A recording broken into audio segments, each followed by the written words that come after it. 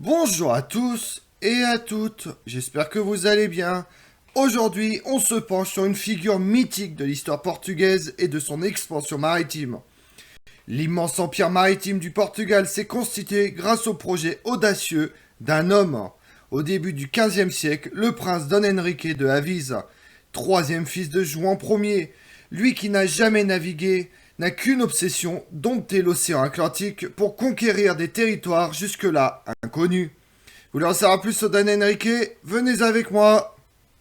L'enfant Don Henrique de Avise est né un mercredi des Cendres, dans la ville de Porto, le jour alors considéré comme impropre à la naissance d'un enfant.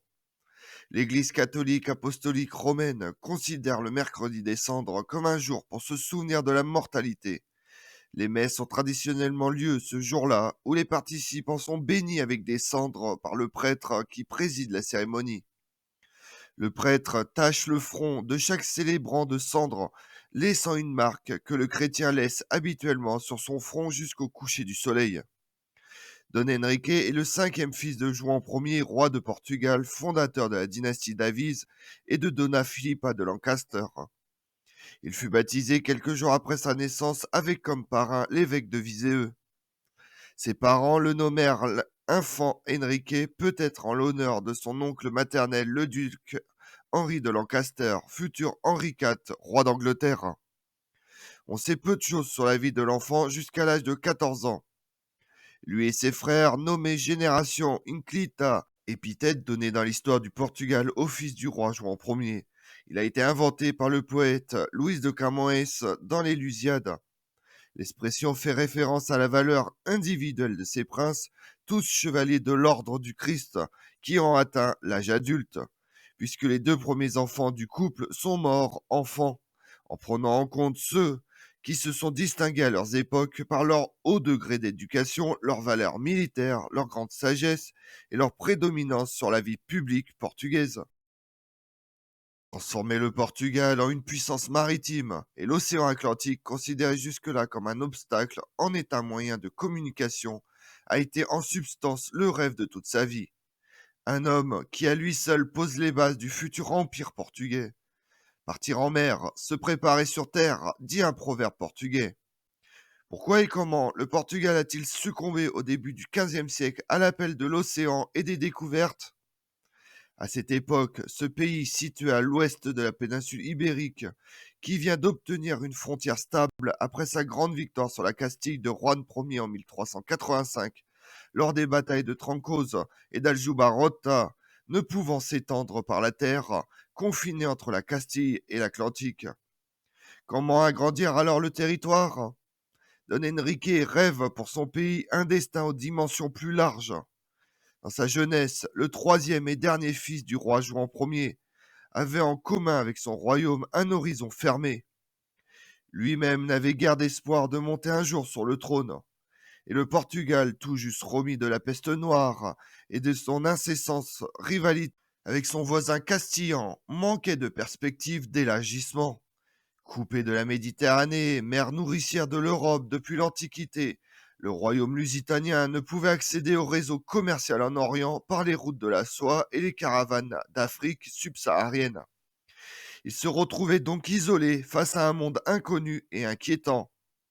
L'océan Atlantique, malgré son importante façade sur cette mer ténébreuse, se tourner dans sa direction n'était pas aussi simple et évident. Cela supposait de vaincre des peurs ancestrales. À l'époque, cet océan, dont les eaux s'étendaient à perte de vue et dont les distances étaient inconnues, appartenait aux monstres et aux légendes. Naviguer vers l'ouest, c'était se risquer à affronter le royaume des morts, et le sud se confronter à une mer rendue brûlante par le soleil, jusqu'à ce qu'une expédition maritime fasse basculer le destin du prince et de son pays.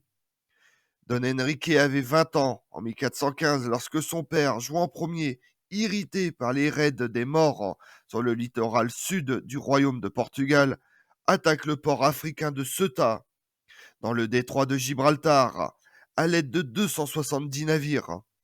C'est la première fois qu'une escadre portugaise sortait de Lisbonne pour agrandir le royaume outre-mer. Le prince s'illustre si bien dans ces combats qu'il fut chargé de défendre la cité conquise. Ceuta, où était stocké l'or des caravanes du Sahara, lui fait alors découvrir les richesses de l'Afrique. En 1418, Don Enrique de Avise retourne à Ceuta en compagnie du roi Juan Ier et de son frère cadet.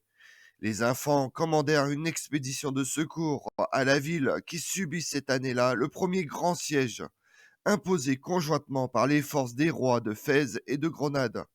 Le siège fut levé et Don Enrique tenta immédiatement d'attaquer Gibraltar, mais le mauvais temps l'empêche de débarquer.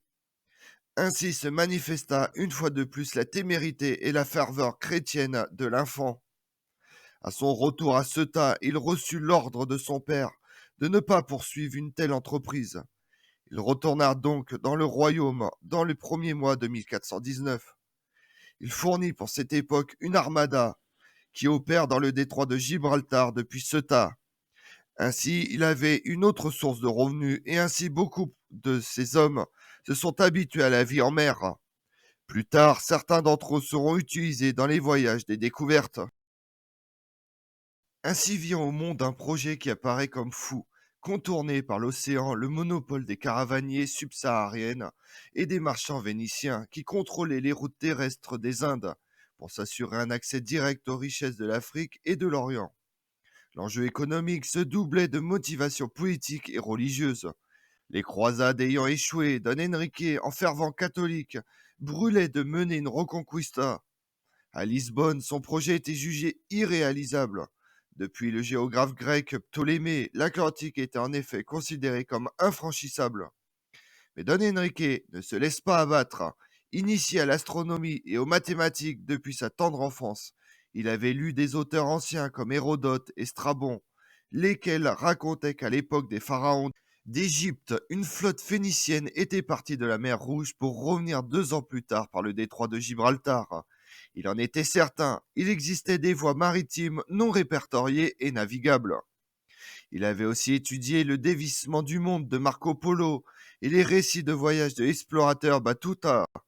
Après la prise de Ceuta, le pape le nomma administrateur de l'ordre du Christ, ramification portugaise de l'ordre des Templiers. Ce titre, qu'il conservera jusqu'à la fin de sa vie, lui procure des ressources financières pour faire construire une université en Algarve, sur le cap Sagré, un lieu dont il fit le quartier général de son projet d'expansion maritime, collectant une formidable documentation de carnets de routes et de cartes. Don Enrique s'attache les services des meilleurs géographes, astronomes et mathématiciens de son temps, tels que Juada Cresques, un éminent cartographe originaire de l'île de Majorque, dans les Baléares. L'école de Sagré voit alors fleurir des cartes marines détaillées appelées portulans, des astrolabes, sextants et boussoles des plus élaborés.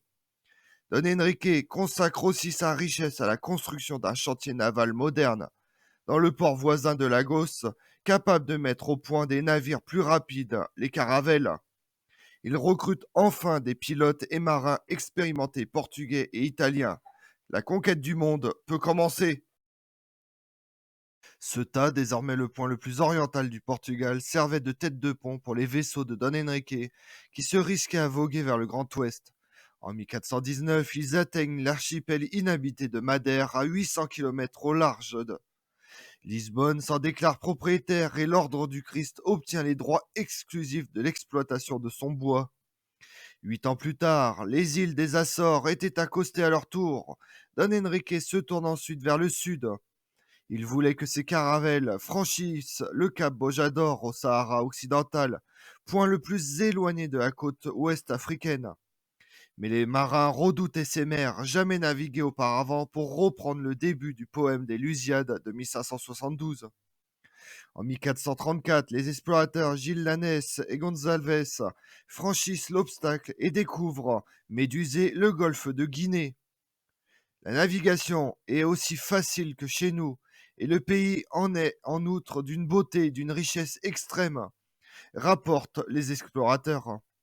Le verrou mental était brisé, et les nobles attachés au prince Don Enrique reçurent le privilège de lever des taxes sur le futur commerce, dont 5% à leur seul profit.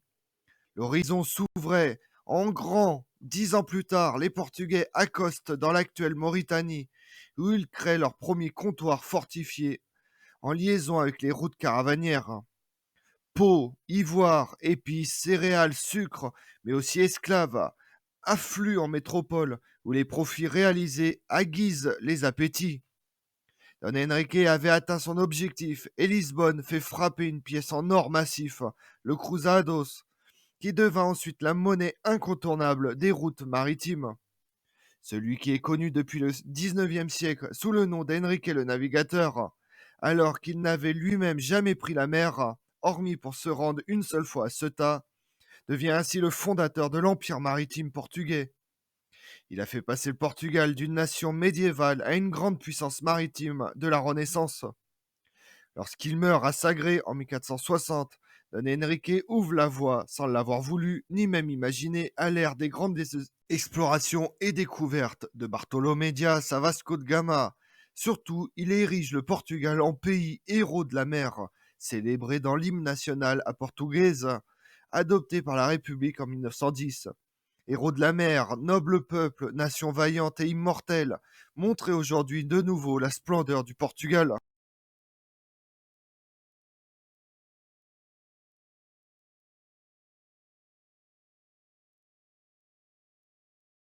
Au moment de la mort de Juan Ier, Don Duarte, frère de Don Enrique, monte sur le trône.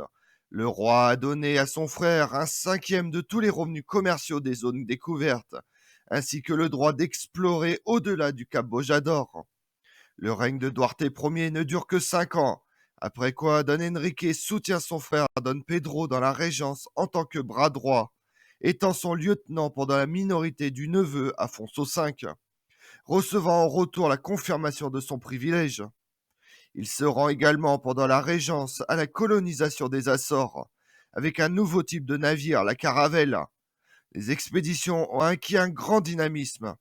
Le Cap Blanc a été atteint en 1441, la baie d'Arguim en 1443, avec la construction conséquente d'un atelier de construction en 1448. C'est également en 1441 que les premiers esclaves sont amenés et qu'un poste de traite est créé au Cap Blanc. Dinis Dias atteint le fleuve Sénégal et double le Cap Vert en 1444. La Guinée a été visitée. Ainsi, les limites méridionales du grand désert du Sahara ont été dépassées. Dès lors, Don Enrique remplit l'un de ses objectifs, détourner les routes commerciales du Sahara et accéder aux richesses de l'Afrique australe au profit du Portugal. En 1452, l'arrivée de l'or a suffi pour que les premiers cruzados soient frappés dans ce métal. Entre 1444 et 1446, une quarantaine de navires partent de Lagos. Dans les années 1450, la commande d'une carte du monde de l'Ancien Monde à Fra Mauro, un moine vénitien. En 1460, la côte était déjà explorée jusqu'à ce qui était maintenant la Sierra Leone. Cependant, Don Enrique était également occupé par les affaires intérieures du royaume de Portugal. On pense qu'il a parrainé la création de l'université de Coimbra, d'une chaire d'astronomie et de philosophie. L'une des raisons de l'exploration maritime était de trouver le royaume du mythique prêtre Jean, pour obtenir une alliance avec ce royaume chrétien pour attaquer les musulmans de Rovera. Comme on l'a vu, l'infant Don Enrique de Aviz, duc de Viseu et seigneur de Covilhã, donne l'impulsion nécessaire à la fondation de ce qui deviendra l'Empire portugais. La formation de l'école navale de Sagres, en passant par la formation et le financement d'expéditions lointaines, permet à l'infant Don Enrique de Aviz de devenir une figure légendaire et fondatrice de la puissance du Portugal.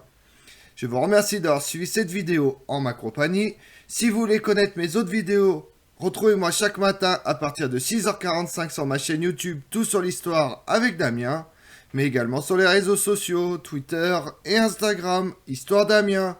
Et pensez à liker, commenter et vous abonner. Je vous remercie à tous.